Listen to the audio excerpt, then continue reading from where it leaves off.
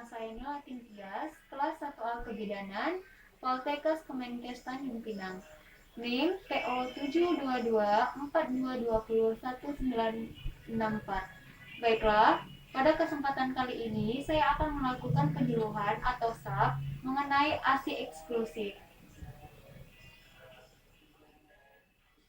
Selamat pagi Ibu.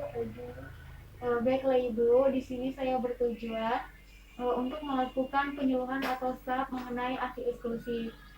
Sebelumnya, jika saya menjelaskan mengenai ASI eksklusif ini, atau ada kata yang tidak jelas, atau ada kata yang ingin Ibu bertanyakan, dipersilakan Ibu nanti. Baiklah, sebelum saya melanjutkannya, saya akan memberikan leaflet ini kepada Ibu terlebih dahulu. Ini ya Bu. Baiklah, saya akan menjelaskan mengenai ASI eksklusif. Pengertian ASI eksklusif ini, ASI eksklusif ini adalah pemberian ASI tanpa makanan dan minuman tambahan lain pada bayi berumur 0 sampai 6 bulan. Dan kemudian ASI eksklusif ini dikatakan sebagai pemberian ASI secara eksklusif saja, tanpa tambahan cairan seperti susu formula, jeruk, madu, air teh, air putih, dan tanpa tambahan makanan padat seperti pisang, pepaya, bubur, susu, biskuit, bubur, dan nasi tim. Dan kemudian ASI eksklusif ini adalah pemberian ASI saja pada bayi sampai usia 6 bulan tanpa tambahan cairan atau makanan lain. Dan kemudian kandungan ASI. ASI ini kandungannya yang pertama adalah laktosa yang lebih tinggi dibandingkan dengan susu buatan. Dan kemudian di dalam usus laktosa akan difermentasi menjadi asam laktat yang bermanfaat untuk, yang pertama adalah menghambat pertumbuhan bakteri yang bersifat patogen, dan yang kedua adalah merangsang pertumbuhan mikroorganisme yang dapat menghasilkan asam organik dan sintesa beberapa jenis vitamin.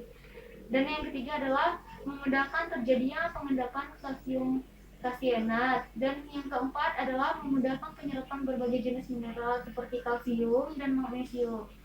Dan kemudian yang kedua adalah ASI mengandung zat pelindung atau antibodi yang dapat melindungi bayi selama 5 sampai 6 bulan pertama, seperti imunoglobulin, dan kemudian lysogene, dan kemudian komplem C3 dan C4, antistafilococcus, dan kemudian lactobacillus, dan kemudian bifidus, dan lactoferrin. Yang ketiga adalah ASI tidak mengandung beta-lactoglobulin yang dapat menyebabkan alergi pada bayi. Komposisi ASI tiap 100 ml dan perbandingan dengan susu sapi. Kadar zat gizi yaitu protein ASI yaitu 12 gram dan susu sapi 3,3 gram. Dan kemudian perbedaan antara ASI dengan susu formula ini, perbedaan komposisi ASI ini mengandung zat-zat gizi antara lain faktor pembentukan sel otak terutama DHA. Dalam kadar tinggi, ASI juga mengandung whey atau protein utama dari susu yang berbentuk cair, lebih banyak daripada kasein atau protein utama dari susu yang berbentuk gumpalan atau dengan perbandingan.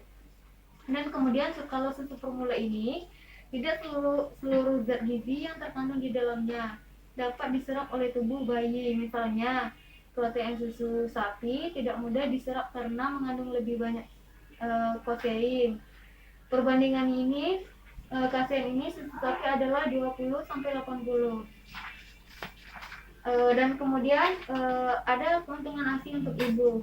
Keuntungan ASI ini untuk ibu, yang pertama adalah mengurangi insidin kanker payudara, dan kemudian mencegah pendarahan pasien persalinan, dan yang ketiga mengurangi anemia, yang keempat dapat digunakan sebagai metode KB sementara, yang kelima adalah mempercepat kembali ke berat semula. Keuntungan ASI untuk bayi, yang pertama adalah ASI meningkatkan daya tahan tubuh bayi. ASI ini adalah cairan hidup yang mengandung zat kekebalan yang akan melindungi bayi dari berbagai penyakit infeksi bakteri, virus, parasit, dan jamur. Dan kemudian ASI sebagai nutrisi, Dan kemudian ASI meningkatkan jalinan kasih sayang. Dan kemudian masukkan jari kelingking ibu yang berisi ke sudut mulut bayi.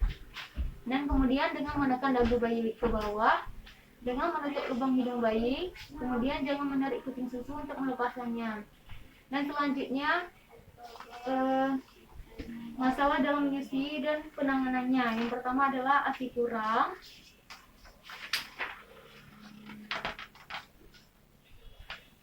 ASI kurang ini seringkali ibu merasa produksi ASINya kurang, padahal sebenarnya tidak, apalagi bila bayinya sering menangis. Ibu tergesa-gesa ingin memberikan tambahan susu formula.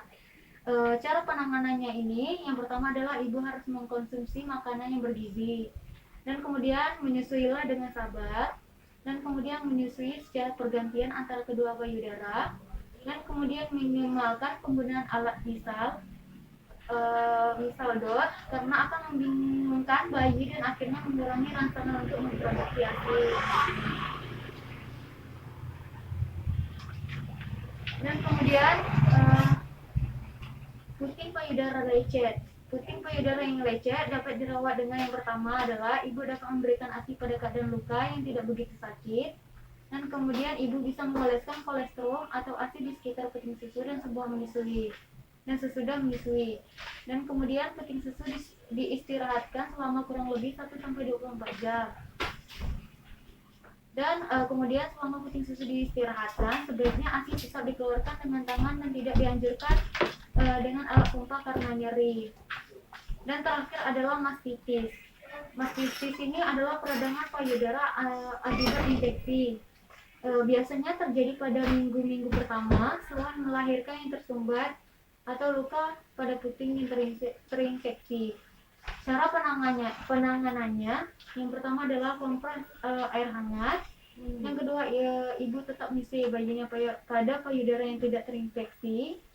Dan kemudian cukup istirahat. Dan kemudian minum air putih minimal 2 liter atau per hari. Dan kemudian minum antibiotik. Dan yang terakhir adalah lakukan perawatan payudara. Baiklah, itulah tadi penyuluhan atau SAP saya mengenai ASI eksklusif. Apakah ada kata yang ibu bingung atau kata-kata yang ingin ibu pertanyakan kepada saya, ibu? Tidak. Baiklah ibu, sebelumnya saya berterima kasih telah menghadiri penyuluhan atau SAP mengenai ASI eksklusif saya. Terima kasih ya ibu. Ya, sama-sama. Baiklah, itulah tadi video saya mengenai penyuluhan atau SAP mengenai ASI eksklusif. Jika ada kata yang salah dalam penjelasan video, lebih terkurang saya mohon maaf. Assalamualaikum warahmatullahi wabarakatuh.